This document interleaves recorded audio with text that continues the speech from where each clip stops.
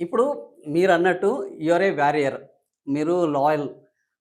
5 సార్లు మీకు పార్టీ అవకాశం ఇచ్చింది. హ్మ్. 4 సార్లు ఎమ్మెల్యేగా, ఒకసారి ఎంపీగా. హ్మ్. చివరి వరకు మీ గ్రాఫ్ పెరుగుకుంటా 2000 దగ్గరకొచ్చి ఆగిపోయింది. హ్మ్.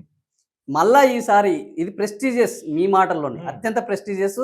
ఇంకొక వాదన ఏందంటే ఈసారి ఇక్కడ గెలిస్తే హ్మ్. ఇప్పటివరకు సిటీ నుంచి ఒక మినిస్టర్ లేరు. హ్మ్. అతను మినిస్టర్ అయ్యే అవకాశం గూడా ఉంది అనేది ఒకటుండేది. హ్మ్. సో, పోటీ దాదాపుగా ఒక 20 మంది ఉన్నారు అభ్యర్థులు. హ్మ్.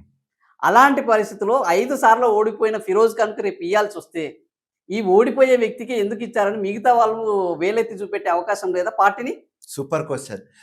223 ఎలక్షన్‌లో నేను హైకమాండ్‌కి చెప్పిన, మా రేవంత్ అన్నకి చెప్పిన, మెహర్బానీ చేసుకొని నాకు నాంపల్లి ఇయ్యకండి. కావాలంటే నాకు జుబ్లీహిల్స్ ఇయ్యండి, కావాలంటే నాకు మహబూబ్‌నగర్ ఇయ్యండి, కావాలంటే నాకు నిజామాబాద్ ఇయ్యండి, కావాలంటే నాకు ఆదిలాబాద్ ఇయ్యండి.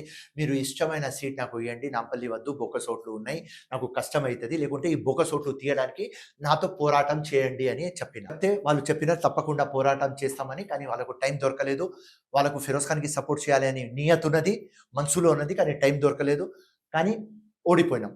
ఓడిపోతే అందరికీ నేను చెప్తున్నా, ఫిరోజ్ ఖాన్‌కి ఏదైనా సీట్ మీరు ఇస్తే మినిమమ్ 20,000తో టోటల్ తెలంగాణలో బోకస్ ఓట్లు హైదరాబాద్ ఇడిసేసి ఎక్కడ కూడా ఇస్తే 20,000 కంటే తక్కువ ఓట్‌తో నేను గెలిస్తే నేను ఓడిపోయిన లాగానే నేను సిద్ధం.